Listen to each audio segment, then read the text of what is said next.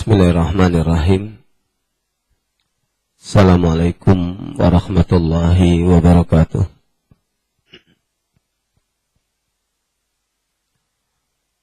Alhamdulillahilladzi arsala rasulahu bil huda wa dinil haqq liyudhhirahu ala dini kullihi wa kafa billahi shahida. أشهد أن لا إله إلا الله وحده لا شريك له وأشهد أن محمدا عبده ورسوله الذي لا نبي بعده أما بعد.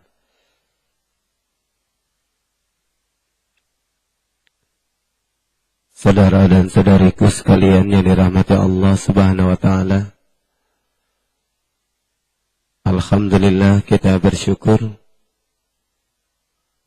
dengan limpahan karunia dan rahmatnya, malam hari ini kembali kita diberikan kemampuan hadir di tempat ini guna melanjutkan kajian kitab Bulughul Maram yang insyaallah kita akan memasuki pembahasan hadis nomor 654.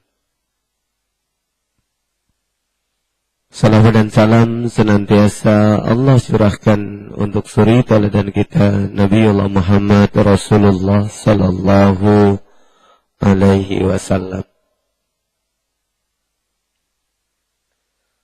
Saudara dan saudari yang dirahmati Allah, hadis nomor 654 ini masih berkaitan dengan shadaqatun tatawwu', ya. Kita mulai, silakan dibuka kitabnya. Bismillahirrahmanirrahim. Wa an Hakim ibn Khizam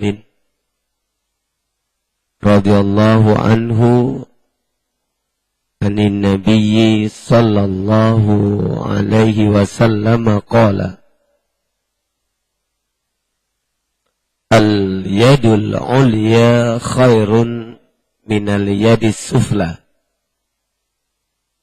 wa bada biman ta'ulu wa khairus sadaqati ma kana an dahri kinan wa man yasta'fif yu'iffahu Allahu wa man yastaghni yughnihillah. Muttafaqun alaihi wal lafzu lil Bukhari.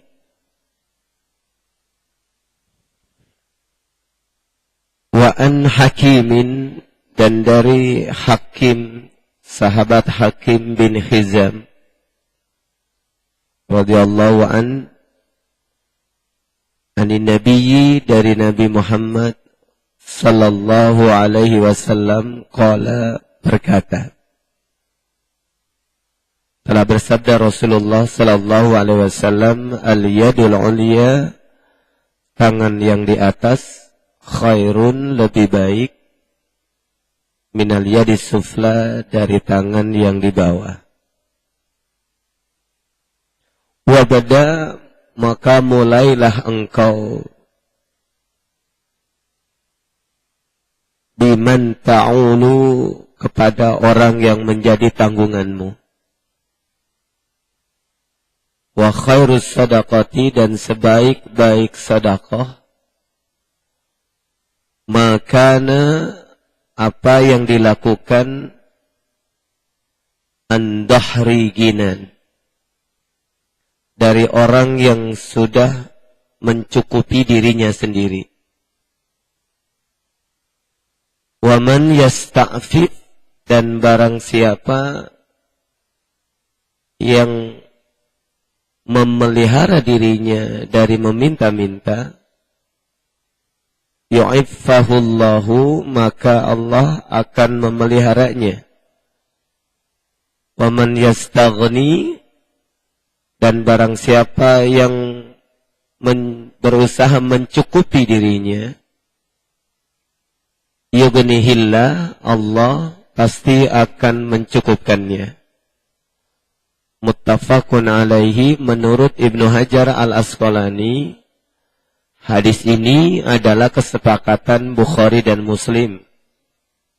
Wal lafzu, sedangkan lafaz yang tertulis di dalam matan nomor 654 Bulughul Maram ini, lil Bukhari, merujuk kepada matan yang ada pada Sahih Bukhari. Hadis ini, saudara dan saudari, di dalam kitab Sahih Bukhari terdapat pada bab tidak ada kewajiban bersedekah melainkan bagi orang yang mampu. Ini bab atau judul di mana hadis ini ada di dalam kitab Sahih Bukhari, ada pada bab tidak ada kewajiban bersedekah melainkan bagi orang yang mampu. Ini ada di nomor 1338, juz yang kelima, halaman 248.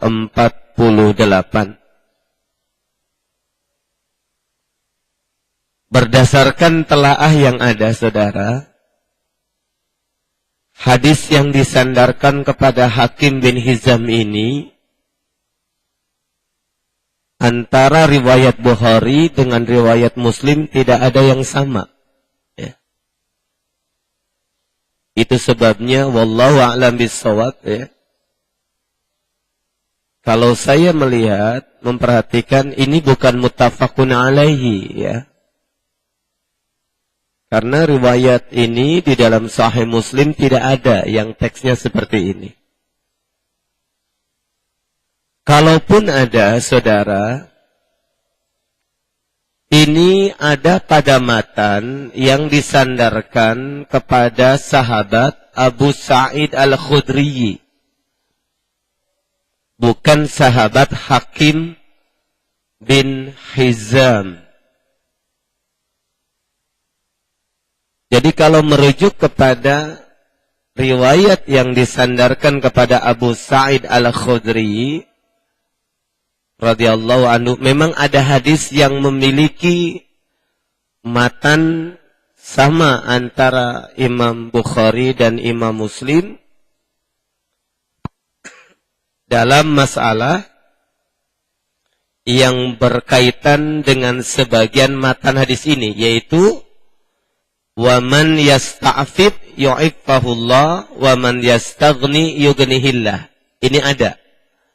Kalau kalimat wa man yasta'fif yu'iffahullah wa man yastaghni yughnihillah, ini ada dalam kesepakatan Imam Bukhari dan Imam Muslim. Tetapi kalau matan yang al-yadul ulya khairu minal yadis sufla dengan kalimat yang lengkap seperti ini, tidak ada yang sama antara Bukhari dan Muslim. Imam Muslim, saudara, pernah meriwayatkan, ya, hadis yang berkaitan dengan al-yadul ulya khairun minal yadis sufla.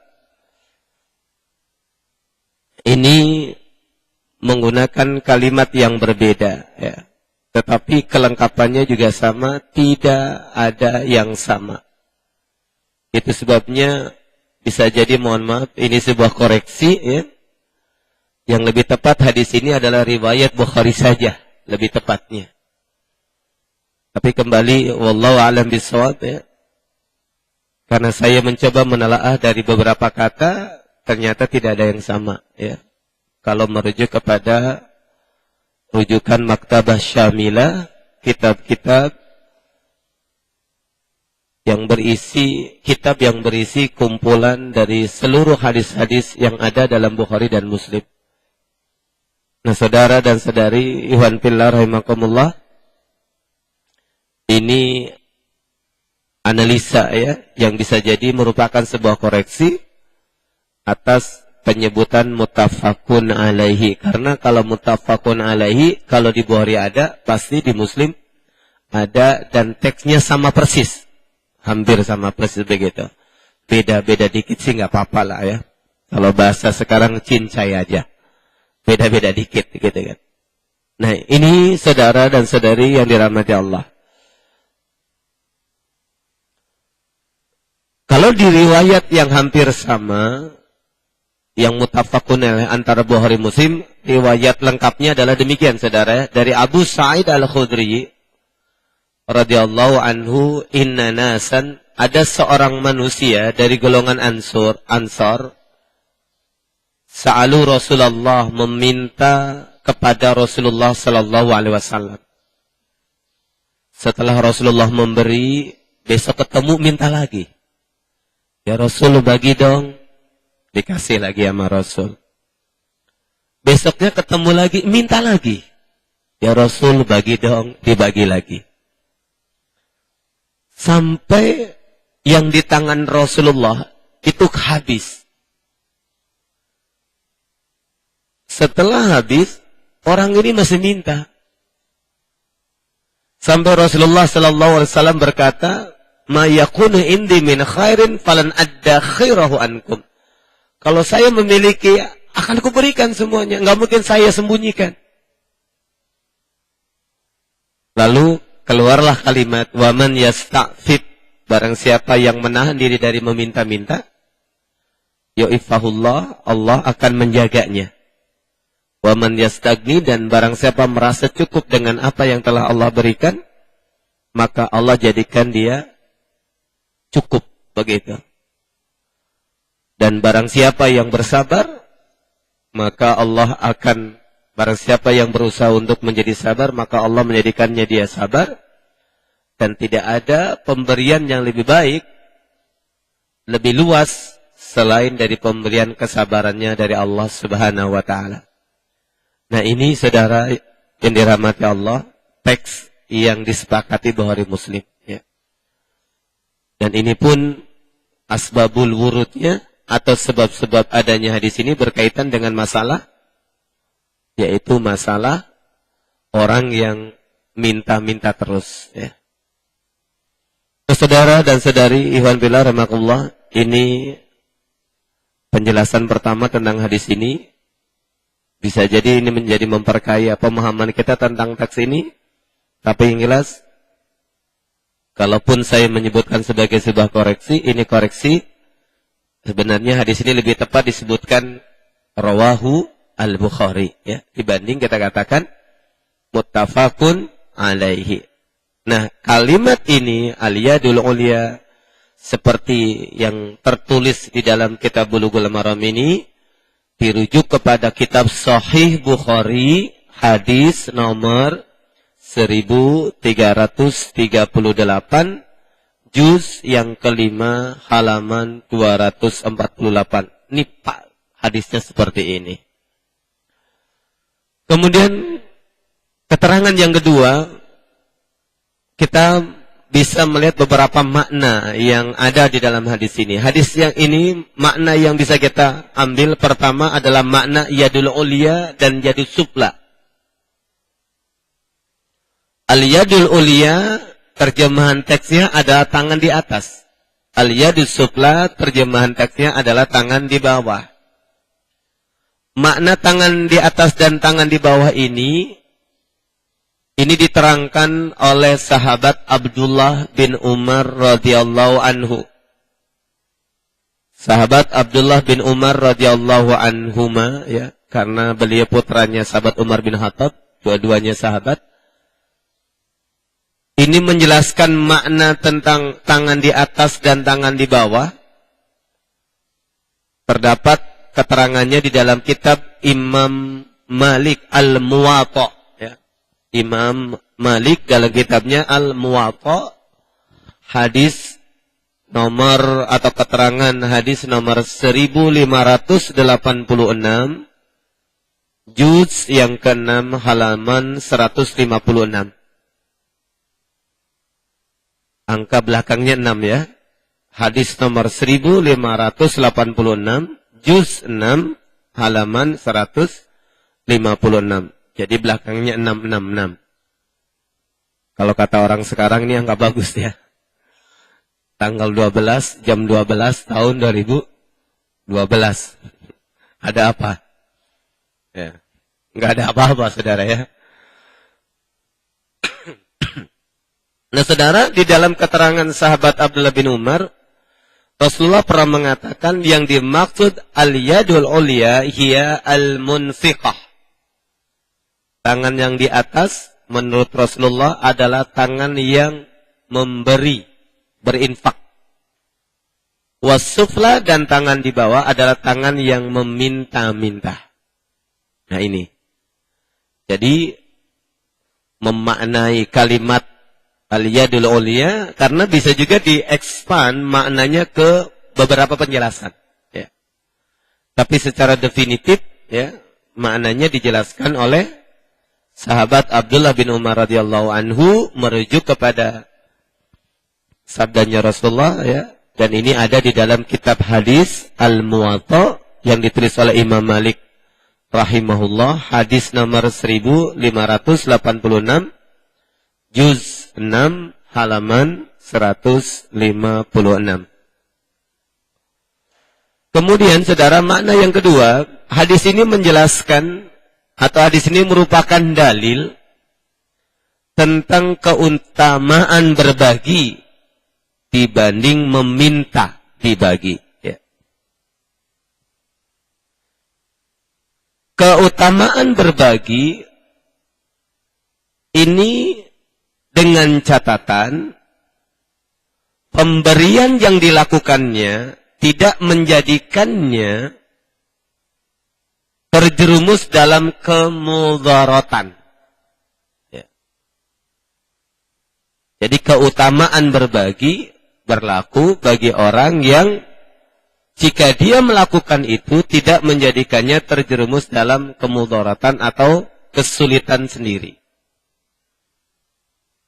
Seperti contoh ya saudara, kan pernah kita mendengar ya, kalau ada orang mengatakan bajumu bagus berarti dia pengen baju kita. Jangan kita buka baju kita kasih dia, kita telanjang. Itu nggak benar saudara ya. Memberinya bagus, tetapi jika dengan itu kemudian kita tidak bisa menutup aurat kita, itu bukan lagi kebaikan. Itu kemudaratan. Nah inilah yang dimaknai atau ditegaskan oleh Allah Subhanahu wa Ta'ala dalam surat Al-Baqarah ayat 195. Ya. Di ayat 195 Quran surat Al-Baqarah Allah Subhanahu wa Ta'ala berfirman wa anfiqu fi sabilillah wa la tulqu biaidikum ila tahlukah wa ahsinu innallaha yuhibbul muhsinin. Dan belanjakanlah di jalan Allah dan janganlah kamu menjatuhkan dirimu sendiri ke dalam kebinasaan. Dan berbuat baiklah karena sesungguhnya Allah menyukai orang-orang yang berbuat baik. Jadi jangan berbuat baiknya kita menjadikan kita ini mudarat. Itu sebabnya merujuk kepada hadis tadi, Anda bisa lihat kalimatnya wa khairus shadaqati makana an dhahrikina. Sebaik-baik sedekah adalah yang dilakukan makana an dhahrikina, dari orang yang memiliki kecukupan. Ya. Jadi dia sendiri sudah bisa mensedekahi dirinya dulu begitu. Ya. Nah, saudara dan saudari wantillah rahmatullah, ini yang kemudian dalam Quran surat Al-Baqarah disebutkan dengan kalimat wala tulqu biaidikum ila tahlukah. Jangan misalkan saudara ya, walaupun memang terkadang ada ketentuan Allah yang lain. Karena bersedekah juga masih menggunakan perhitungan, minimal perhitungan diri sendiri.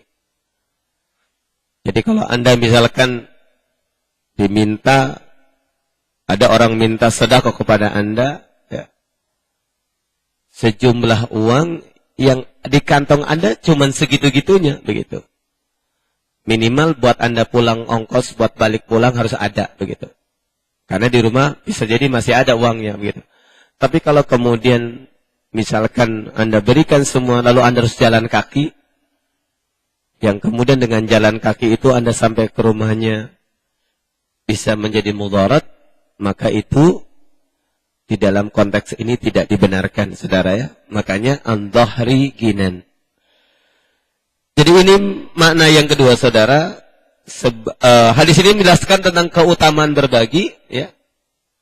Dengan catatan pembagian atau pemberian yang dilakukan tidak menjadikannya terjerumus dalam kemudaratan, yang dalam bahasa Al-Quran surat Al-Baqarah ayat 195, wala tulqu biaidikum ila tahlukah. Ya, ayat ini memang memiliki banyak makna, ya, tapi jelas ini berkaitan dengan masalah nafkah, ya, mengeluarkan sesuatu di jalan Allah Subhanahu wa taala. Kemudian saudara, yang ketiga, adanya perintah berbagi tidaklah menjadikan terlarangnya seseorang menabung. Menabung itu menyimpan, ya. Ini sebagaimana disebutkan oleh Rasulullah di dalam hadis Sahih Muslim, hadis nomor 1718.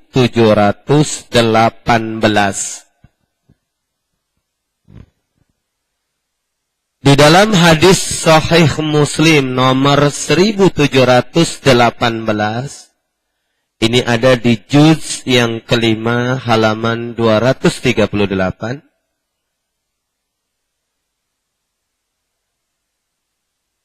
Sahabat Abu Umamah berkata, saya mendengar Rasulullah sallallahu alaihi wasallam bersabda.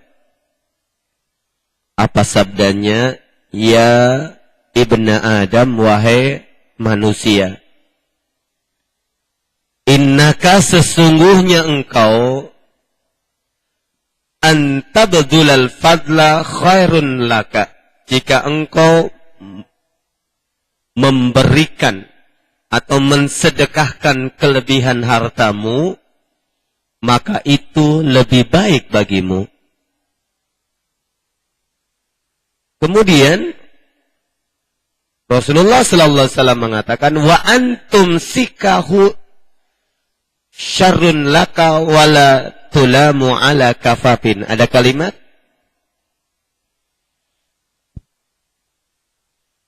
menyedekahkan kelebihan hartamu itu lebih baik bagimu daripada kamu mensimpan. Namun tidak dicela jika kamu menyimpannya untuk memenuhi keperluanmu. Kalimatnya saudara ini dalam hadis Muslim, wala tulamu ala kafafin.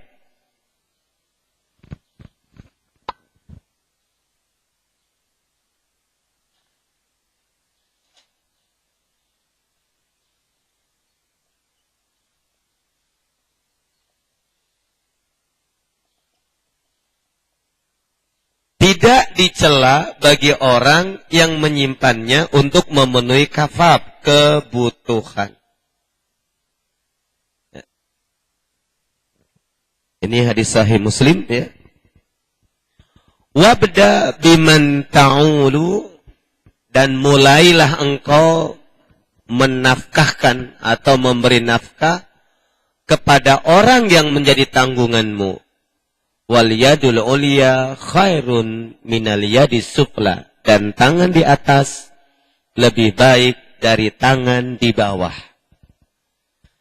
Nah, ini saudara hadis Sahih Muslim nomor 1718 ini kalimatnya ada al yadul ulya khairun minal yadis sufla.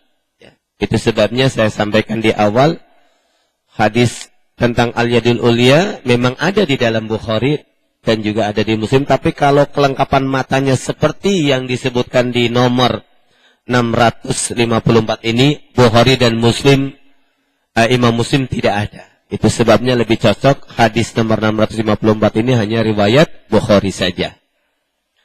Nah, saudara dan saudari yang dirahmati Allah, hadis Sahih Muslim nomor 1718 ini menjelaskan bahwa adanya perintah berbagi tidaklah menjadikan terlarangnya seseorang menabung, ya, menyimpan. Ya. Jadi bukan berarti semuanya dihabiskan, tidak saudara. Anda, ya, jadi menabung itu termasuk bagian dari ibadah. Karena ternyata Rasulullah Shallallahu Alaihi Wasallam pernah mengatakan itu di dalam kitab Sahih Muslim nomor 1718 juz yang kelima halaman 238. Yang dicela itu adalah yang sama sekali tidak mau berbagi atas kelebihan yang dicela. Ya. Karena apa? Karena saudara dirahmati Allah, kalaupun ya, kewajiban berbagi itu ditetapkan di dalam syariat, minimal adalah zakat. Ya. Karena kalau orang sudah zakat, pada dasarnya dia sudah terbebas dari adanya kewajiban berbagi sebenarnya. Tetapi kalau kita ingin mendapatkan kebaikan lebih, ya semestinya tidak hanya yang wajib saja. Karena urusan yang wajib ini jika tidak sempurna, tidak ada yang bisa menyempurnakannya kecuali amalan yang sunnah, seperti sholat wajib. Kalau sholat fardu kita bermasalah, lalu kita tidak memiliki sholat sunnah, celaka. Karena di hari akhirat nanti, di padang mahsyar, semua akan dihitung dari yang wajib, baru yang kesunnah. Dilihat amal wajibnya, rusak. Nggak ada amal sunnah rusak, celaka kita. Sama kalau masalah zakat juga dilihat kewajiban zakatnya. Kalau zakatnya nggak ada, maka dilihat ada nggak amalan sunnahnya. Jadi saudara yang dirahmati Allah, hukum asal zakat ini itu menjadi penggugur adanya kewajiban kita berbagi. Ya. Namun tidak berarti kita hanya mengandalkan zakat kita. Karena terlalu banyak kebutuhan kebaikan kita yang kita harapkan dari Allah, maka kita juga harus melakukan banyak hal lain yang menjadikan Allah suka sama kita. Di antaranya adalah dalam hal ini berbagi. Ya. Kembali poin yang ketiga dari makna hadis ini, saudara, bahwa adanya perintah berbagi tidaklah menjadikan terlarangnya kita menabung. Ya. Sebagaimana penjelasan hadis Sahih Muslim nomor 1718 ini. Kemudian saudara yang dirahmati Allah Subhanahu wa taala, poin yang keempat dari mana di sini? Hadis ini saudara menjelaskan ya, sebagai dalil agar setiap orang mendahulukan diri dan yang menjadi tanggungannya. Jadi saudara yang dirahmati Allah, kalimat yang disebutkan oleh Rasulullah dalam hadis tadi, wa khairus shadaqati ma kana an dhahri ghina. Kalau Anda mau berbagi makanan, maka sebaiknya cukupi dulu kebutuhan makan sendiri. Karena sebenarnya memberikan makan kepada diri sendiri itu juga nilainya sedekah, saudara. Ya. Menjadi tidak sedekah kalau kita sampai kekenyangan. Dan menjadi maksiat jika karena kekenyangan kita ada orang muslim lain kelaparan dan mati, meninggal. Ya, itu jadi maksiat. Tetapi kalau di samping kita nggak ada sampai orang meninggal dunia, kita kekenyangan, jadi mubah. Kalau dilihat hadis lain sih menjadi makruh, saudara. Ya, kenapa? Karena Rasulullah SAW pernah mengatakan dalam salah satu hadis, tidak beriman salah seorang di antara kalian yang tidur kekenyangan, sementara tetangganya tidur dalam keadaan kelaparan. Ya. Jadi kekenyangan itu mubah, boleh. Tetapi bisa menjadi maksiat kalau, atau minimal menjadi makruh kalau ada orang yang kelaparan. Gara-gara kita makan semuanya. Contoh, kita diundang oleh seseorang, kita disediakan makanan cuma satu nampan. Jangan dimakan sendirian, saudara. Kenyangnya kita maksiat itu. Karena yang lain menjadi kelaparan. Mestinya tinggal berbagi ya. Ya udah nikmati apa yang ada. Begitu, bareng-bareng gitu saudara ya. Jadi bisa menjadi maksiat kalau sebab kita kekenyangan, teman kita ini dia meninggal. Itu jadi maksiat ya. Tapi kalau kemudian menjadi tidak bisa makan, itu minimal makruh saudara ya. Tapi yang jelas Rasulullah SAW pernah mengatakan, tidak beriman atau tidak sempurna keimanan seorang mukmin yang tidur dalam kekenyangan sementara tetangganya dalam kelaparan. Ya. Makanya kalau mau kenyang lihat kanan kiri. Kalau di rumah kan biasanya kakak adik suka rebutan makanan ya. Oh, adik belum ada, diambil semuanya. Padahal bapaknya beli cuma segitu-gitunya. Ya. Dia habisin. Ada juga bapaknya yang nggak tahu diri, dihabisin semua.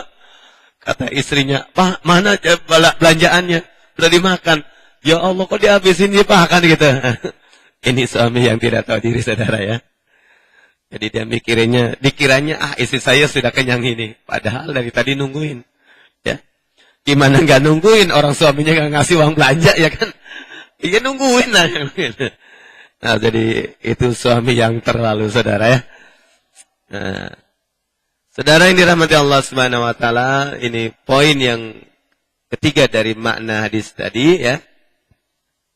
Yang keempat ya, kita masuk keempat. Jadi hadis ini menjadi dalil bahwa sebaiknya orang dalam konteks bersedekah itu minimal mendahulukan diri dan orang yang menjadi tanggungannya. Jadi kalau Anda bersedekah kepada orang lain, lalu orang yang menjadi tanggungan Anda itu kekurangan karenanya, bisa jadi sedekah Anda tidak menjadi pahala. Makanya memang tidak ada salahnya nepotisme itu dalam Islam. Islam tidak mencela nepotisme, saudara. Yang dicela oleh Islam itu jika nepotisme itu menghalalkan segala cara. Kalau Anda sudah kenyang, maka kenyangkanlah orang yang menjadi tanggungan Anda. Siapa? Kalau sudah berumah tangga, minimal istri. Ya. Kalau di dalam rumah tangga kita ada orang tua, maka kenyangkanlah orang tua kita. Jangan kita kenyang, ibu kita kelaparan, bapak kita kelaparan. Nanti kasusnya kayak Alqamah, ya kan? Bawa makanan buat istri terus. Saking sayangnya, ibunya yang lihat, riwayat lain mengatakan kelihatan, nggak diampirin itu bawaan. Padahal ibunya suka. Ya, sampai kalau orang Jawa bilang sama ngiler-ngiler, saudara. Itu saya punya anak, ya. Boro-boro ingat emak, ya. Semuanya ketutup sama kecantikan istrinya, begitu ya. Semuanya kebayang, hanya untukmu. Waduh. Jadi saudara yang dirahmati Allah Subhanahu wa taala, itu akibatnya ya. Makanya wabda biman ta'ulu, dahulukan setelah Anda menafkahi diri sendiri ya, baru Anda nafkahi orang-orang yang menjadi tanggungan Anda. Kalau Anda jadi kakak, masih punya adik yang membutuhkan biaya, maka memberikan nafkah kepada adik itu nilainya sedekah yang besar, saudara ya. Jadi jangan lihat orang lain dulu. Kita sama tetangga baik, sama adik kurang ajar. Datang lagi adik kita, lo datang melulu sih. Ya karena memang beda, saudara. Kita ngasih orang lain itu rianya lebih besar. Anda ngasih 100.000 sama tetangga, Anda dicium tangannya. Tapi 100.000 sama adik, mas kurang mas. Masa 100.000, ini buat ongkos doang mas. Tambah dong, paling nggak dikasih 1 juta, besoknya lagi. Mas yang 1 juta itu kemarin udah habis mas. Besok-besok lagi mas ya. Nah begitu. Jadi memang kalau kita berbagi sama orang yang menjadi tanggungan kita, itu nggak ada rianya. Coba Anda nafkahin orang menjadi tanggung jawab Anda. Anda kasih makan sama orang tua Anda. Apa kata orang-orang? Ya wajar orang anaknya ngasih bapaknya. Dibilang wajar, saudara. Ya. Tapi kalau kita ngasih, ya, bukan kepada orang yang menjadi tanggung jawab kita, itu tadi. Ngasih 1.000 aja, doanya panjang banget. Doain, Wak, terima kasih, alhamdulillah, biar besok nambah lagi, begitu maksudnya. Dikasih 5.000, kemarin ngasih 1.000, besoknya ngasih 5.000, doanya lebih panjang lagi. Al-Fatihah, Al-Fatihah dulu. Bahkan kalau perlu dia hafal Yasin, saudara ya. Yasin wal Qur'anil Hakim, begitu. Ya, tapi sayangnya nggak ada yang hafal, saudara. Ini cuma Al-Fatihah, balik lagi Al-Fatihah, balik lagi Al-Fatihah. Jadi poin yang keempat, saudara, ya, ini sebagaimana juga diterangkan oleh Imam As-Sanani di dalam kitabnya Subulus Salam, juz ketiga, halaman 259, dia mengatakan, wabil hadisi dalilun alal buda'ati binafsihi wa ayyalihi li'annahum al-aham.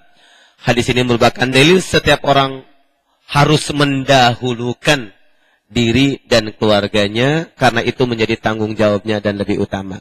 Jadi kembali, Islam tidak melarang nepotisme. Bahkan dalam banyak hal, nepotisme itu menjadi kewajiban. Jika nepotisme itu diambil dari haknya, bukan dari haknya orang lain. Ya, kalau orang kayak sekarang, kenapa KKN dilarang? Karena dia ngambil dari haknya masyarakat banyak untuk keluarganya sendiri. Makanya dulu ulama-ulama khalifah-khalifah zaman dahulu, kita pernah mendengar Umar Ibn Aziz, ya, rahimahullah, itu pernah ketika datang anaknya ngobrolin urusan keluarga, menggunakan lampu itu lampu dari negara, karena dia sedang bekerja untuk kepentingan negara, ngomong untuk urusan anak, dimatikan lampunya. Oh, gelap-gelapan. Omongan apa? Urusan negara, urusan pribadi ada kita matikan. Jadi begitu, saudara. Itu sebabnya sahabat Abu Bakar radhiyallahu anhu pun pernah menjadikan sahabat Umar itu menangis. Kenapa? Karena begitu beliau meninggal dunia, salah satu wasiat sahabat Abu Bakar, yang namanya pembantu atau budak sama keledai yang pernah diberikan oleh Baitul Mal dibalikin lagi. Kalau kan sekarang enggak, saudara ya. Begitu pensiun jadi presiden, itu gajinya dapat uang pengasih. Rumahnya, tunjangan bulanannya, malah dapat, saudara ya. Sekarang anggota dewan juga mau ikut-ikutan ya. Jadi dibelikan. Bahkan sahabat Umar Ibn Khattab itu sampai pernah memerintahkan anaknya suruh menghitung ulang berapa penghasilan atau tunjangan negara yang pernah diberikan kepadanya untuk dibalikin lagi. Itu dari zaman Abu Bakar dan Umar. Makanya pada nangis, saudara ya. Kalau sekarang malah rebutan ya. Makanya dengar-dengar Raja Dangdut mau itu apa? Jadi anggota apa? Lamar jadi presiden. Kenapa dia pengen jadi presiden, saudara? Jawabannya pasti Anda tahu. Dia ingin merebut Ani.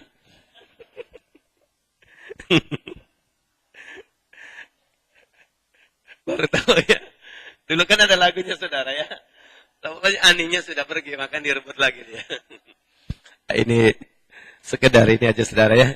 Biar nggak stres. Nah, jadi saudara yang dirahmati Allah Subhanahu wa taala, jadi memang nepotisme tidak dilarang dalam Islam. Tapi yang dilarang itu jika untuk kepentingan keluarga kita mengorbankan kepentingan yang lainnya yang menjadi haknya, ya, bukan menjadi hak keluarga kita. Nah, saudara dan saudariwan fillah rahimakumullah, itu sebabnya tadi sebaik-baik sedekah adalah makana an dhahri gina. Kalau Anda mensedekahkan makanan, penuhi dulu Anda makan. Jangan sampai Anda kelaparan berhari-hari belum makan, ya. Memang ada kisah yang pernah mungkin Anda dengar, saudara. Ada beberapa sahabat, ya, dalam peperangan, itu kan ada seorang sahabat lagi menyiapkan air. Tiba-tiba mau diminum air, begitu. Terus masing-masing berpikir, oh dia lebih butuh dari saya. Lalu silakan. Dengar lagi yang teriak, oh di sana lebih butuh airnya, ternyata meninggal semua. Itu sebenarnya keterangannya karena setiap orang merasa angina. Saya masih mampu menahan diri. Itu ada orang lebih membutuhkan. Walaupun ternyata faktanya, begitu air itu mau dikasih ke yang ujung keburu meninggal dunia, dibalikin lagi, semuanya sudah meninggal dunia semuanya. Ya, itu salah satu hal yang tidak keluar dari kaidah makana an dhahri ginan. Ya. Ini pula yang tadi disampaikan di dalam Quran surat Al-Baqarah ayat 195. Kalau Anda memberikan sedekah, jangan lupa diri dulu, penuhi. Kalau Anda mengasih baju ke orang, sudah layakkah Anda baju yang Anda pakai? Makanya, jangan misalkan Anda sedekahkan, walaupun memang sebaik-baik sedekah adalah barang yang paling baik, tapi tidak berarti menutup, menafikan kebutuhan Anda sendiri. Begitu, saudara. Ini Rasulullah Sallallahu Alaihi Wasallam menjelaskan tentang ini. Ya, ini poin yang keempat, saudara. Ya. Kemudian poin yang kelima. Ya. Hadis ini menjelaskan, saudara. Ya, ada tidaknya kekurangan atau kelebihan dalam kehidupan diri itu berawal dari cara kita memandang kelebihan dan kekurangan. Jika kita merasa cukup, Allah akan cukupkan. Jika kita merasa kurang, Allah akan jadikan kita selalu kekurangan.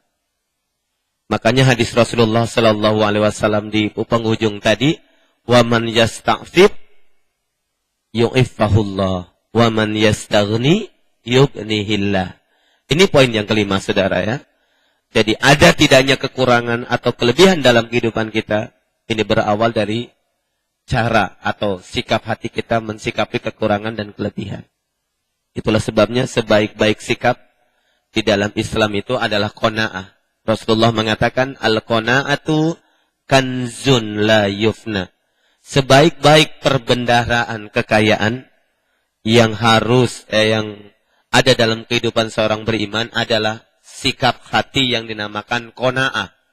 Qanaah itu merasa cukup dengan pemberian Allah tanpa menafikan adanya ikhtiar ingin lebih. Jadi boleh memiliki keinginan ada kelebihan jika keinginan mendapatkan kelebihannya itu menjadikan Anda semakin taat pada ketentuan Allah. Itulah yang disebut qanaah. Ya. Sama dengan zuhud, saudara. Anda pernah dengar kata zuhud? Rasulullah pernah nasihatin, izhad, berzuhudlah engkau. Zuhud itu mengendalikan keinginan kepada dunia secara berlebihan. Karena adanya sebuah keyakinan dunia akan ditinggalkan. Ya. Kalau dalam syair yang dinyanyikan Maher Zain, ya, itu memiliki harta tanpa harus mencintai. Ya. Teman saya nggak bisa lagunya, saudara ya. Ya, tuntun aku ya Allah menuju surgamu, itu lagu ada di dalam syairnya. Jadi kalaupun kita ingin memiliki kelebihan, ya, jadikan dunia cukup di tangan bukan di hati. Sama dengan kalimatnya sahabat Ali bin Abi Thalib radhiyallahu anhu, doanya Allahumma ij'ali dunya fi yadi wa la taj'alha fi qalbi. Ya Allah, jadikanlah dunia ada dalam genggamanku, jangan kau jadikannya dalam hatiku. Kalau di tangan kan kita bisa lempar, bisa ambil. Ya, kita bisa letakkan, kita bisa pungut, kita bisa masukkan ke saku, bisa kemana saja. Tapi kalau di hati susah, saudara, ngambilnya. Makanya ada orang diambil sedikit, kayaknya sakit banget. Itu saya nyarinya susah banget. Ada yang begitu kan.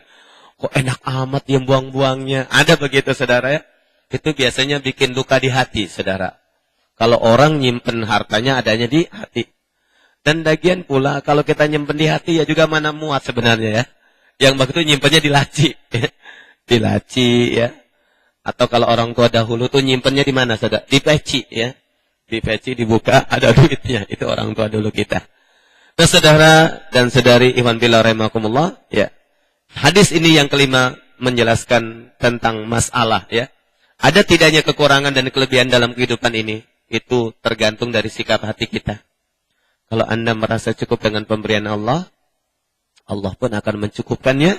Kalau Anda selalu merasa kekurangan, Anda pun akan selalu kekurangan. Maka sebaik-baik sikap adalah qanaah. Al-qanaatu kanzun la yubna. Jadi yang disebut qanaah itu bukan berarti tidak ada ikhtiar, saudara. Boleh berikhtiar.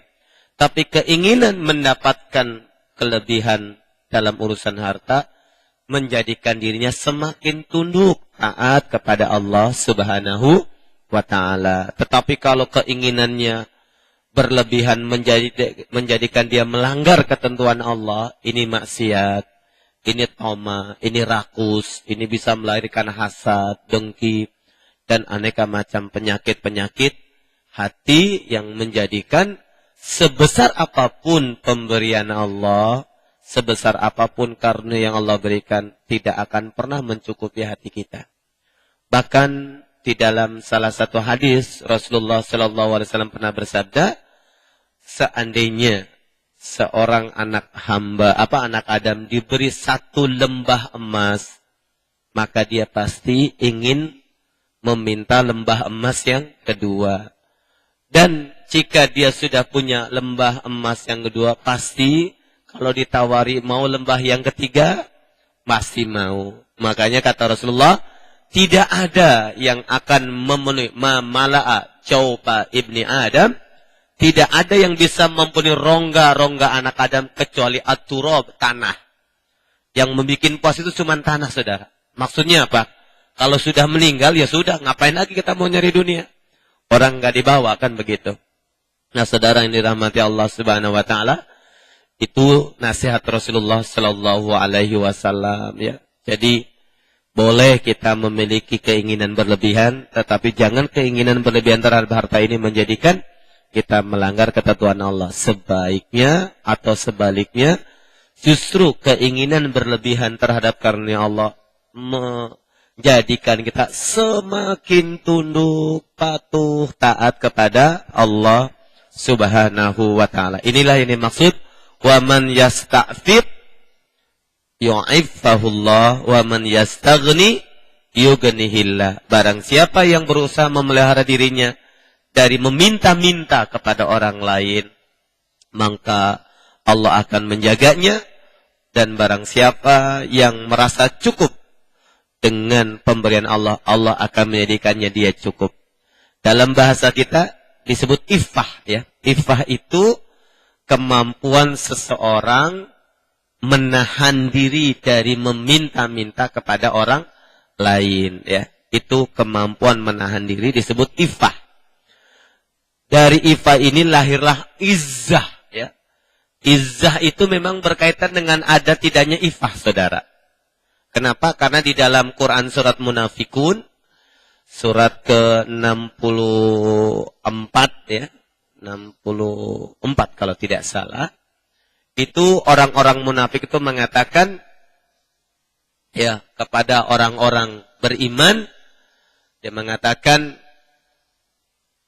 dalam kalimatnya, kenapa kita harus memberikan makan kepada orang-orang yang harus, ya, orang-orang yang mampu Allah berikan makan. Maka Allah murka dengan pernyataan itu. Kemudian orang-orang munafik juga mengatakan, jika kami keluar, janganlah kalian memberikan infak kepada Rasulullah dan orang-orang sekelilingnya, sehingga mereka nanti menjadi kekurangan, lalu mereka pergi. Itu surat Munafikun, saudara, ya. Anda bisa lihat, saya lupa ayatnya, tapi kalau tidak di ayat masih ayat-ayat 7, 8 atau, ya, Anda bisa lihat di situ.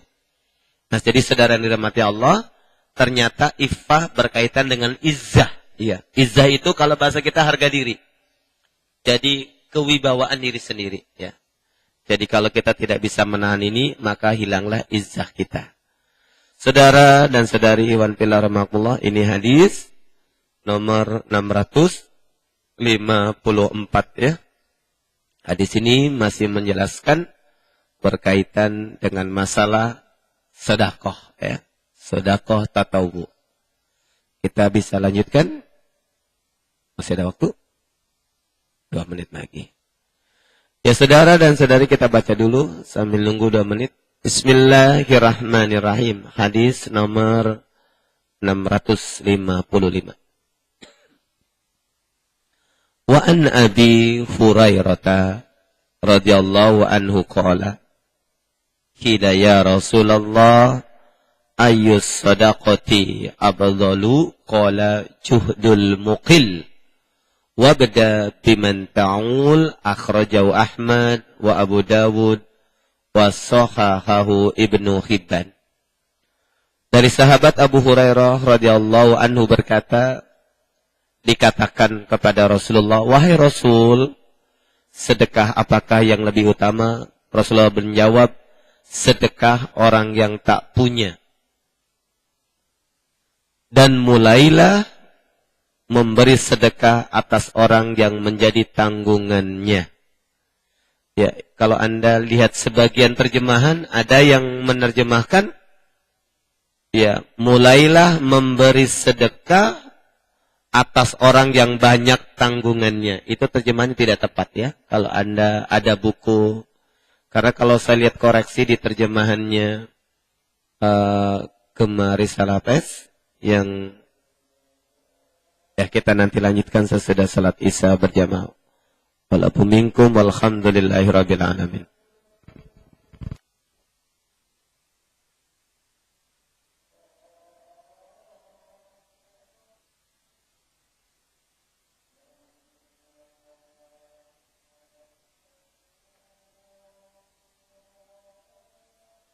Bismillahirrahmanirrahim.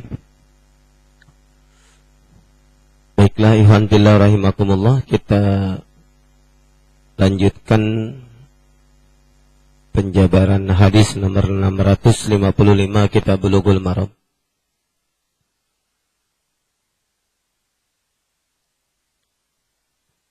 Bismillahirrahmanirrahim. Wa an Abi Hurairah radhiyallahu anhu qala qila ya Rasulullah ayyu sadaqati afdal qala juhdul mukil wabda biman ta'ul akhrajahu Ahmad wa Abu Daud wa sahahahu Ibnu Hibban wal Hakim.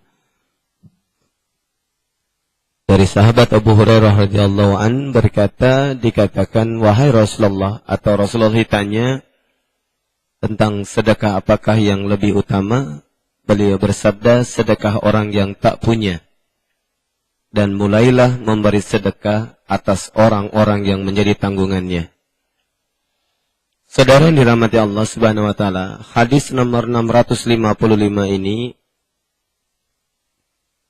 ini tidak bertentangan dengan hadis nomor 654.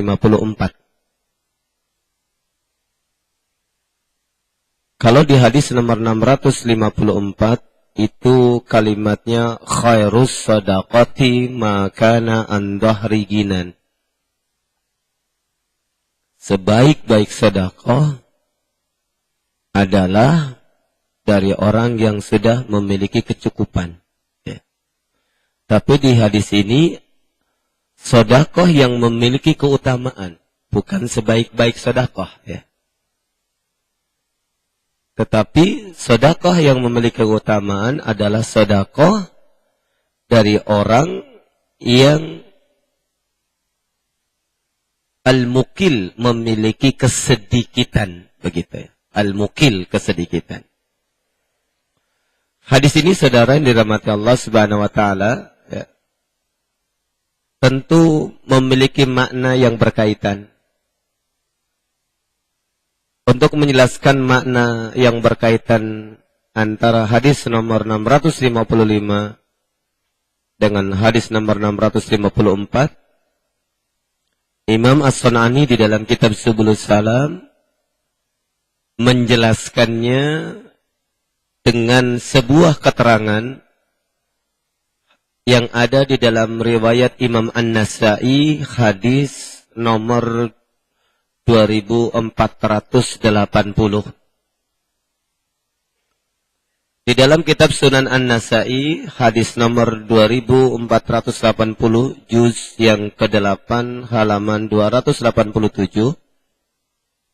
Di sana disebutkan salah satu sabda Rasulullah sallallahu alaihi wasallam. Sabda beliau adalah demikian, saudara. An Abi Hurairah radhiyallahu an anna Rasulullah sallallahu alaihi wasallam qala sabaqa dirhamun mi'ata alfi dirham. Rasulullah pernah mengatakan 1 dirham pahalanya bisa mendahului atau mengalahkan pahala 100.000 dirham. Lalu para sahabat bertanya, apa maknanya ya Rasulullah? Kok 1 dirham? Bersedekah dengan 1 dirham, itu kok pahalanya bisa mengalahkan orang yang bersedekah dengan 100.000 dirham. Rasulullah sallallahu alaihi wasallam menjawab, qala kana lirajulin dirhamani. Ada seorang yang memiliki hanya 2 dirham. Tasaddaqa bi ahadihima, lalu dia bersedekah dengan 1 dirham. Wantalaqa rajulun ila urdi mali, sementara orang lain mendatangi tempat hartanya yang banyak, kemudian fa'akhadha minhu mi'ata alfi dirhamin, mengambil hanya 100.000 dirham. Fatasaddaqo biha, maka orang ini bersedekah sebanyak 100.000 dirham. 100.000 dirhamnya orang yang memiliki jutaan dirham, dengan sedekahnya orang yang sedirham, sementara asetnya cuma 2 dirham, maka nilai pahalanya di sisi Allah besaran sedekahnya 1 dirham.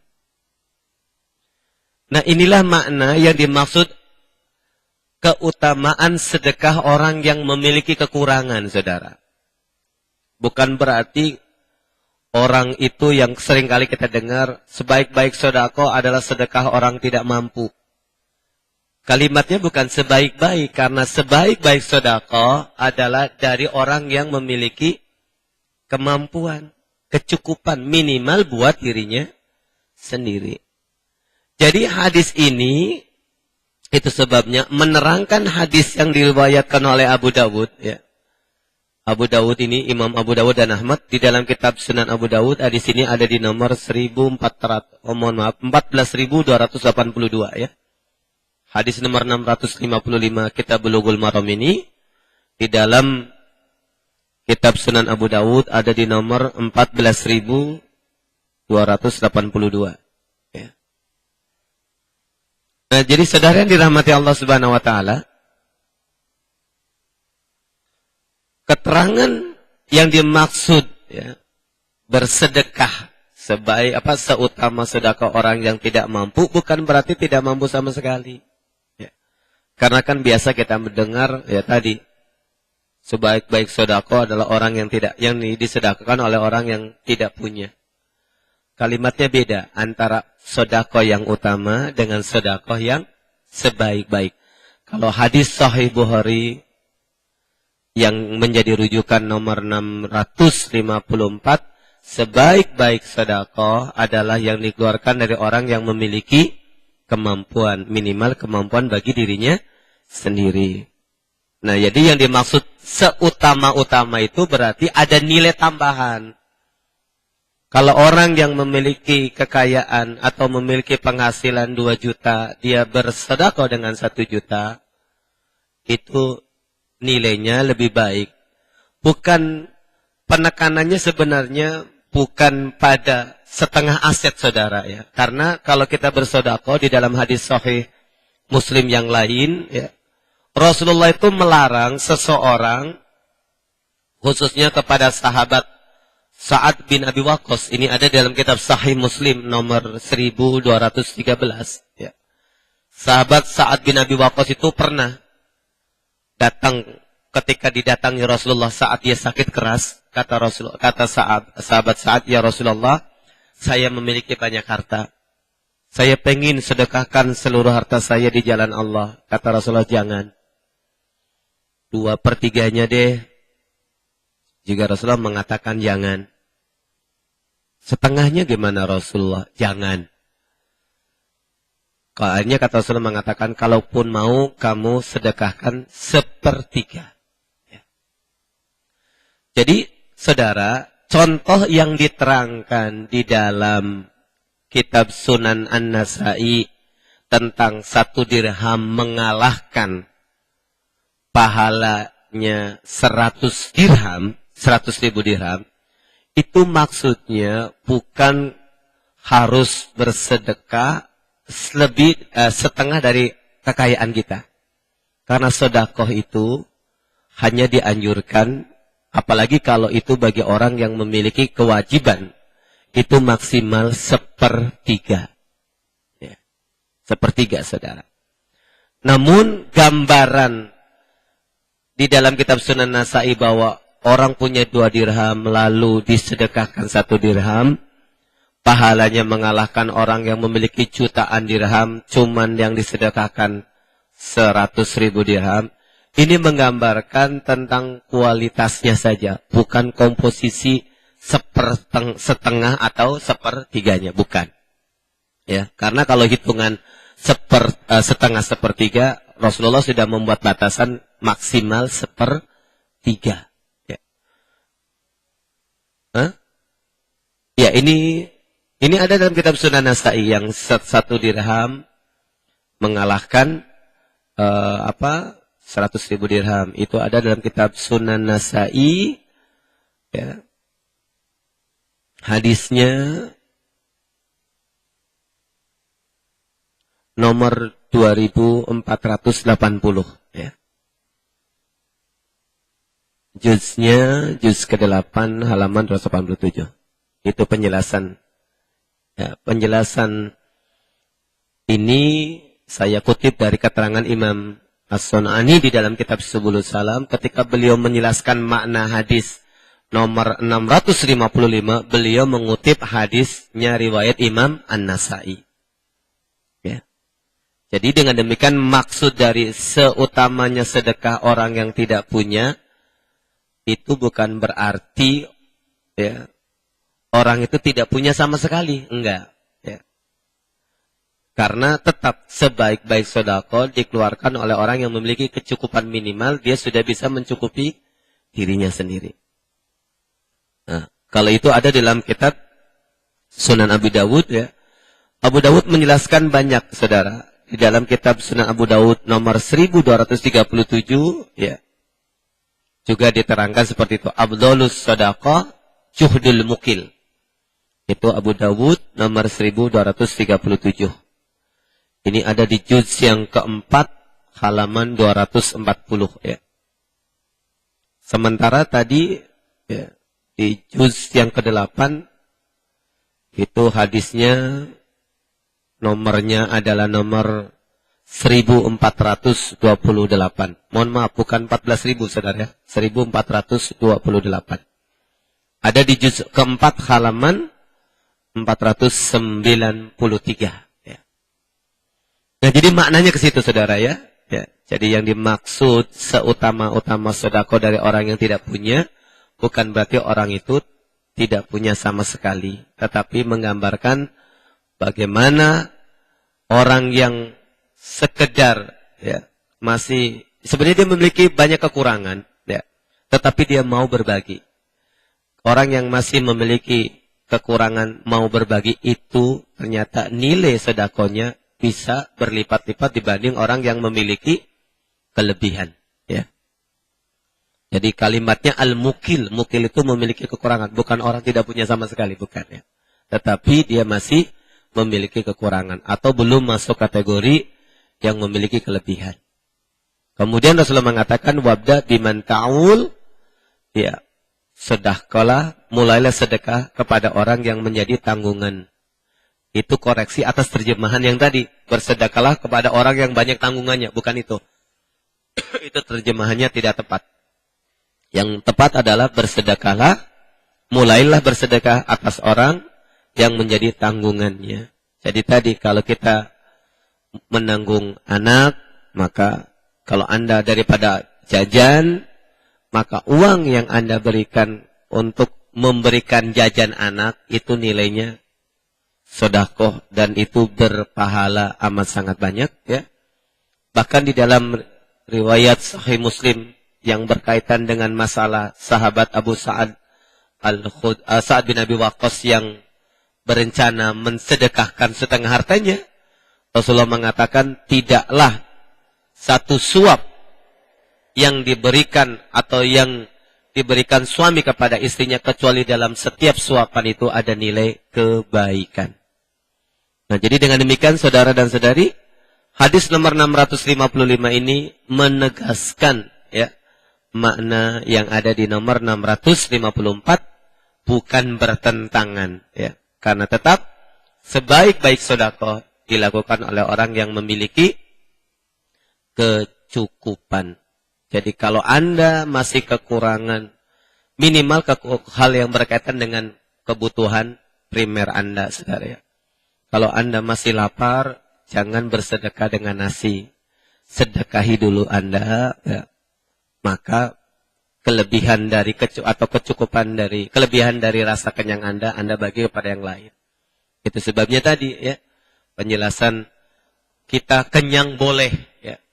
Kenyang menjadi maksiat atau bisa menjadi dosa kalau sebab kenyangnya kita orang lain mati kelaparan. Tapi kalau sebabnya kenyang kita orang nggak bisa tidur jadi makruh. Tapi kenyangnya kita orang tetangga juga kenyang juga. Itu boleh saudara ya. Tapi kalau akibat kekenyangan menjadikan kita tidak bisa sholat, nah itu lain lagi nilainya ya.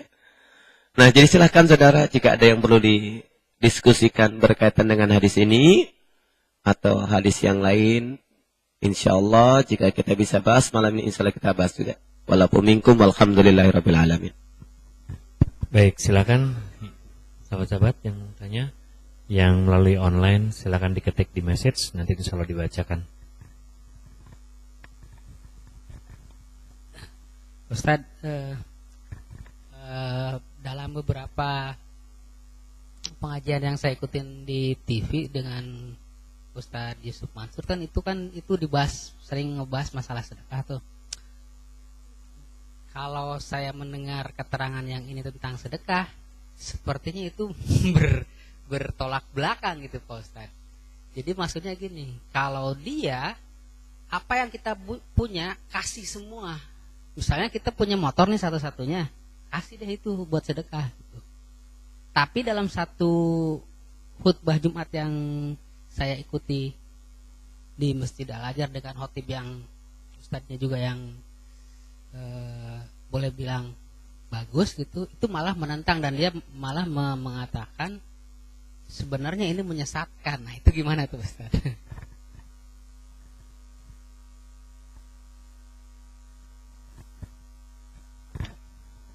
Bismillahirrahmanirrahim. Ustaz, saya lihat sih di BlackBerry tuh katanya malam ini gerhana bulan.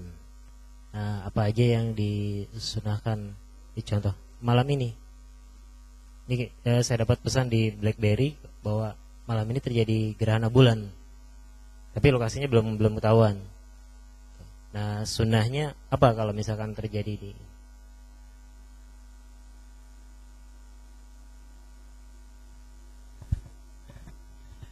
Pertanyaan dari Ahwat, apakah boleh jika kita mengucapkan salam hanya dengan Assalamualaikum?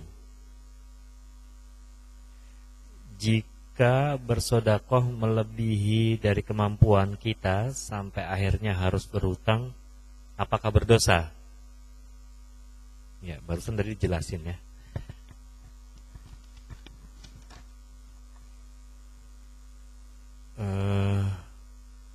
Ini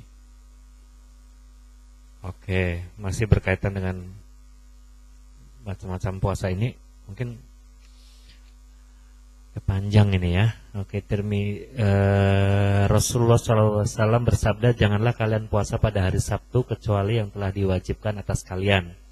Hadis Abu Dawud 2 nomor 805. Tirmizi berkata hadis hasan. Al-Hakim berkata hadis sahih, masuk syarat Al-Bukhari dan disepakati oleh Az-Zahabi. Tuduhan istirab pada hadis ini telah dibantah oleh Al-Alamah Ibnul Mulakin Asy-Syafi'i. Beliau berkata, aku berkata silakan Anda berpendapat, meskipun hadis ini mudharib, maka kegoncangannya tidak sampai melemahkan hadis ini. Mungkin kayaknya Ustaz baca aja sendiri ya. Soalnya banyak istilah-istilah. Ya, pertanyaan yang ditanyakan adalah bagaimana dengan puasa yang bertepatan dengan hari Sabtu? Seandainya hari Sabtu itu bertepatan dengan puasa Asyura, puasa Daud, puasa Ayyamul Bid, dan puasa Arafah. Jadi yang dipermasalahkan hari Sabtunya ini ya. Ya, itu pertanyaannya Ustaz.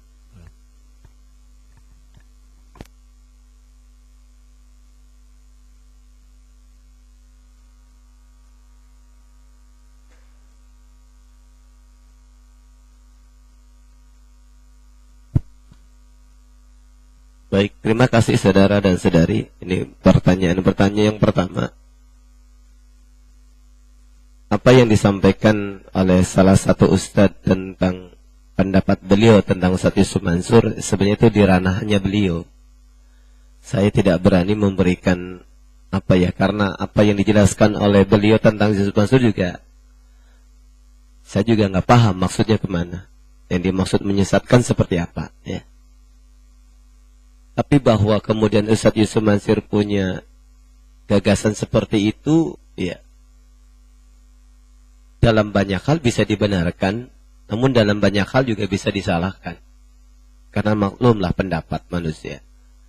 Karena jika kemudian untuk bersedekah semua harus dihabiskan, ya, apalagi sedekahnya dengan hitung-hitungan akan dapat sekian-sekian. Memang ini bertentangan dengan caranya Rasulullah bersedekah. Rasulullah bersedekah nggak pernah berhitung-hitungan material. Jadi memang bisa jadi yang bermasalah itu kalau kita bersedekah dengan asumsi, dengan hitung-hitungan materi kita. Padahal Allah membalasnya kan caranya Allah. Ada banyak orang yang jadi kecewa. Kok saya sedekah begini nggak sesuai? Jadi ini mau mendikte Allah. Bisa jadi kalau kita bersedekah dengan maksud memaksa Allah, mendikte Allah dengan kemauan kita, ini bisa jadi masalah, saudara. Mungkin bahasa Ustadz tadi bisa jadi menyesatkan, ya. Tapi bisa jadi makna yang dimaksud oleh Ustadz Yusuf Mansur kemana, ya wallah alam bisawab. Tapi yang jelas, sahabat Rasulullah dan para sahabat tidak pernah bersedekah itu dengan hitung-hitungan membuat hitungan duniawinya. Saya harus dapat sekian, enggak. Itu urusan dikembalikan kepada Allah. Karena terlalu naif sebenarnya kalau kita bersedekah lalu kita memaksa Allah memenuhi semua keinginan kita. Karena kita sudah diberi umur hidup saja sudah nggak bisa kebayar, saudara, ya. Jadi di situ, ya. Tapi dalam hal tertentu seperti saya katakan bisa juga baik, karena apa yang disampaikan Yusuf Mansur menambahkan sebenarnya kan itu memotivasi keyakinan bahwa kamu harus yakin banget Allah itu menolong kamu. Bisa jadi begitu maksudnya. Kalau maksudnya begitu benar, saudara. Kan tadi, waman yasta'fif yu'ifallah, waman yastagni yughnillah. Kalau Anda yakin Allah akan mencukupi engkau, mungkin yang harus dibesarkan itunya, bukan hitung-hitungan materialnya. Karena kalau hitung-hitungan material memang Rasulullah nggak pernah ngajarin seperti itu. Itu biarin urusan Allah. Mau ngasih 1000, 1.000.000 itu urusan Allah sebenarnya. Jadi jangan hitung-hitungan itu menjadi sebab landasan kita bersedekah. Kalau itu landasannya jelas bermasalah, ya, bertentangan dengan ketentuan Allah Subhanahu wa taala yang lainnya. Karena sedekah bukan hanya sedekah, saudara, apa saja yang kita keluarkan di jalan Allah niatnya karena Allahnya, bukan karena dunia yang kita inginkan, bukan, saudara. Bahwa di balik kebaikan sedekah kita lakukan Allah memberikan dunia, itu urusan Allah. Itu sebuah akibat. Jadi jangan kita menuntut itunya, ya, gitu. Jadi itu saja yang bisa saya sampaikan sehubungan tanggapan tentang apa yang disampaikan oleh Ustaz Yusuf Mansur. Kemudian, saudara, tentang gerhana bulan. Gerhana bulan dan gerhana matahari itu ada sunnahnya. Kalau kita menyaksikan di tempat kita ada gerhana bulan atau gerhana matahari, maka kita disunahkan untuk bertakbir, bertahmid, bertahlil, kemudian sholat sunnah gerhana, ya, sholat khusuf atau khusuf, dan juga bersedekah. Itu sunnahnya. Tapi masalahnya adalah di mana? Karena memang beberapa hari ini saya dapat informasi di Indonesia Timur itu terjadi gerhana matahari, pernah gerhana bulan juga sama. Tetapi itu tidak terlihat oleh kita. Karena ada perbedaan jam yang memungkinkan pergeseran matahari dan bulan di tempat kita tidak terjadi, di sana terjadi. Ya. Kenapa? Karena sebagai contoh, bulan apa? Gerhana matahari di daerah Indonesia Timur, waktu Indonesia Timur itu sekitar jam 5 menjelang jam 7. Jadi jam 6 jam 7. Jam 6 jam 7 di kita jam 5, saudara. Matahari pada waktu itu belum terbit. Kan nggak mungkin kita sholat gerhana orang mataharinya belum ada, gitu. Itu sebabnya anjurannya adalah jika kita menyaksikan, melihat di tempat kita ada terjadi gerhana, baru disunahkan untuk bertakbir, ya. Kemudian kita sholat sunnah gerhana, ya. Kemudian kita bersedekah, itu dianjurannya seperti itu, saudara. Kalaupun ada, ya. Mudah-mudahan. Tapi saya kurang tahu persis. Apakah di sini apa? Karena saya juga nggak dapat berita tentang gerhana bulannya di sini. Gitu. Kemudian, apakah boleh mengucapkan salam dengan Assalamualaikum? Assalamualaikum apa Assalamualaikum? Sebenarnya begini saudara, Salamun alaikum atau Assalamualaikum secara bahasa maknanya sama. Hanya saja, Assalamu itu lebih definitif. Karena dalam istilah bahasa Arab, Assalam kalau pakai alif lam itu namanya ma'rifat. Jadi alif lam itu menunjukkan keselamatan yang dimaksud adalah keselamatannya dari Allah. Jadi Assalamualaikum. Itu sebabnya memang secara maknawi lebih tepat Assalamualaikum. Tapi Salamun alaikum pun tidak salah. Karena Salamun itu juga maknanya nakirah. Keselamatan untuk kalian. Nah, dengan demikian, secara bahasa sebenarnya tidak ada perbedaan. Tapi kalau memang secara makna, lebih tepat Assalamualaikum. Karena Assalam yang dimaksud sana adalah Assalamnya salamun minallah. Begitu. Ya. Karena alif lam itu dimaknai li ta'arif. Seperti Alhamdu dengan Hamdulillah. Itu beda, saudara. Alhamdulillah. Segala puji, alif lamnya bermakna li ta'rif, tapi di sana menunjukkan lil jami, keseluruhan puji. Lillahi adalah milik Allah. Tapi hamdulillah itu pujian milik Allah. Bisa jadi cuma satu pujian di kata hamdu. Tapi kalau di alhamdu ada seluruh pujian. Itu sebabnya sama dengan Assalamualaikum. Dengan Salamun alaikum. Kalau kita lihat beberapa riwayat, memang kalimatnya yang lebih tepat Assalamualaikum. Pakai alif lam. Bukan Salamun alaikum. Ya, itu kalau ditanya secara maknawi jelas lebih tepat Assalamualaikum. Tetapi apakah salah kalau ada orang mengucapkan Assalamualaikum? Ya. Sebenarnya ini dikembalikan kepada si pengucapnya. Kalau yang dimaksud salamun itu adalah salamullah alaikum, benar. Tapi kalau salamun titik-titik nggak jelas, ya nggak benar, begitu. Jadi kembali arruju ilal qail, kembali kepada siapa yang ucapkannya. Karena kalau yang ucapkannya adalah mohon maaf orang yang tidak yakin sama Allah, salamun bisa jadi maksudnya keselamatan dari dewa, kan begitu? Bisa jadi kan? Alaikum atas kalian. Itu sebabnya kalau secara lafaz sebenarnya tidak masalah, tapi secara makna lebih tepat assalamu alaikum. Kalau secara lafaz salamu itu dikembalikan pengucapnya. Kalau yang ngomongnya orang soli, orang beriman, pasti maksudnya salamullah, keselamatan dari Allah. Tapi kalau yang ngomongnya nggak jelas siapa, ya kita nggak bisa jawab begitu. Tapi apakah berdosa dan tidak? Kalau dilihat, ya tadi kembali kepada makna sebenarnya. Kalau yang dimaksud salamun itu nggak jelas bukan Allah, ya dosa. Karena itu menggunakan salam yang bukan diajarkan. Di dalam Quran kan fa idza khuyyitum bitahiyyatin fahayu bi ahsani minna. Jika kalian diberi ucapan penghormatan, maka balas dengan lebih baik lagi. Atau ada juga kalimat di dalam apa surat Mujadalah atau Mujadalah kota. Jadi ada orang-orang yang mereka suka memberikan salam bukan salam yang Allah ajarkan, begitu. Allah ajarkan itu adalah salam assalamualaikum, begitu. Jadi kembali ke masalah saudara, kalau ditanya mana yang lebih tepat, assalamualaikum. Tapi dosakah baca assalamualaikum?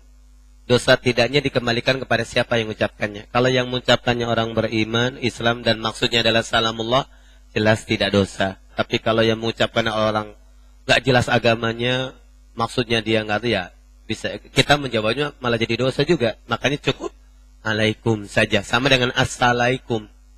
Ya assalamualaikum, assam itu racun, assalamualaikum kan sepintas kayak assalamualaikum. Kalau cepat assalamualaikum kan begitu. Jadi kesannya hampir sama. Itu sebabnya kita menjawablah salam yang jelas, ya. Dan kita dianjurkan juga membaca salamnya dengan jelas. Assalamualaikum. Kemudian silakan.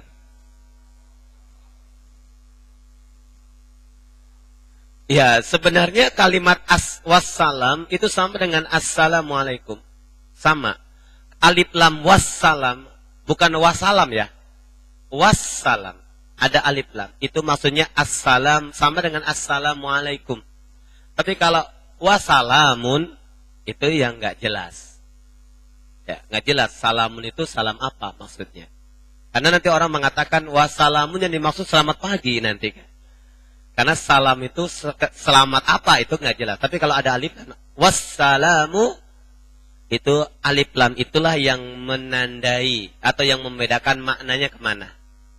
Kalau assalamualaikum warahmatullahi, makanya kan kalau yang lebih lengkap Allahnya jelas assalamualaikum warahmatullah. Beda. Kalimat warahmatullah itu tidak warahmah, enggak. Ya. Tapi di assalam maksudnya salamullah. Sebenarnya sama. Assalamualaikum dengan warahmah alaikum sama sebenarnya. Jika maksudnya sama-sama Allah. Karena alif lam itu yang menandai atau yang membedakan siapa yang dimaksud salam itu. Nah itu. Makanya tadi sama dengan jawaban wassalam. Kalau wassalam itu disampaikan, dijawab sebagai jawaban atas assalamualaikum warahmatullahi, berarti alif lamnya menunjukkan Allah juga. Jadi begitu. Tinggal tadi siapa yang mengucapkannya sebenarnya. Jadi begitu saudara ya secara bahasa. Kemudian sedekah sampai berhutang, apakah berdosa? Ini berkaitan dengan Al-Baqarah tadi saudara ya, ayat 195. Jika Anda masih mampu menanggung hutangnya, tidak menjadikan Anda mudarat, maka boleh saja Anda bersedekah dengan hutang. Ya, karena Anda mampu. Tapi kalau Anda tidak mampu untuk membayar hutangnya, maka mudarat bagi Anda. Karena berhutang itu salah satu yang semestinya dihindarkan. Ya, itu sebabnya bersedekah dengan hutang lebih baik tidak dilakukan. Karena bertentangan dengan hadis nomor 654 tadi, Sahih Bukhari. Jadi khairus sadaqah makana an dohri ginan. Sebaik-baik sedekah adalah makana yang dilakukan an dohri ginan, dari punggung orang yang memiliki kecukupan, yang mampu minimal atas dirinya sendiri. Jadi begitu saudara jawabannya, mudah-mudahan dipahami. Kemudian hadis Abu Dawud tadi saudara, yang dilarang adalah puasa Sabtu karena hari Sabtunya. Karena hari Sabtu termasuk hari yang disandarkan kepada peribadatannya orang-orang non-muslim. Ya. Hari Sabat itu harinya. Dulu di zaman Bani Israel itu hari ibadahnya orang Yahudi. Ya. Jadi yang dilarang itu puasa karena lita'azim, memuliakan hari Sabtunya. Tapi kalau kita puasa pas jatuh di hari Sabtu, tapi bukan karena hari Sabtunya, puasa Daud, puasa Abyad, ya, atau puasa katakanlah tanggal 9 dan 10 Asyura misalkan, boleh, ya, tidak bertentangan. Yang dilarang itu Sabtunya, ya, karena Sabtu, ya. Ya, tapi pas kita puasa Daud jatuhnya di Sabtu, boleh saja, karena yang dimaksud puasanya bukan hari Sabtunya. Puasa Daud jatuh di hari Sabtu. Tapi kalau puasa karena hari Sabtu, itu yang terlarang dengan riwayat nanti. Ya. Jadi diskusi ahli hadis tentang ada menyatakan muntarib, ada menyatakan ini kuat, sahih, itu adalah diskusi yang memperkaya maknanya sebenarnya. Bukan kemudian menjadikan kita tidak berani berpuasa hari Sabtu karena puasa apa tadi Abyad, ya. Jadi puasa Abyad di hari Sabtu boleh-boleh saja. Ya. Itu saudara ya jawabannya. Mudah-mudahan bisa dipahami. Ada lagi yang mau bertanya? Kalau tidak ada, ya kita cukupkan ya, saudara. Baik, saudara Yohan Billah Rahimahullah, demikian kaji kita malam hari ini.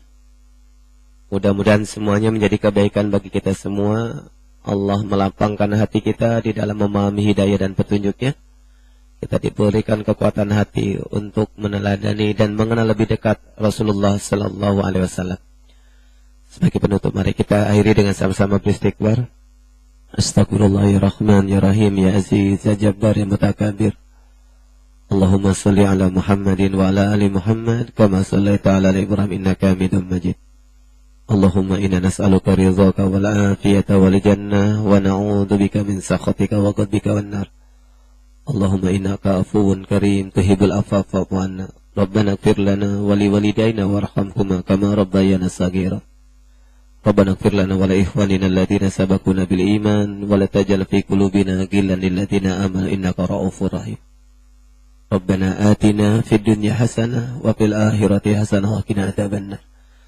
Mari kita akhiri dengan sama membaca doa kifatul majlis. Subhanakallahumma wa bihamdika asyhadu an la ilaha illa anta astaghfiruka wa atubu ilaik. Walakum minkum walhamdulillahi rabbil alamin. Assalamualaikum warahmatullahi wabarakatuh.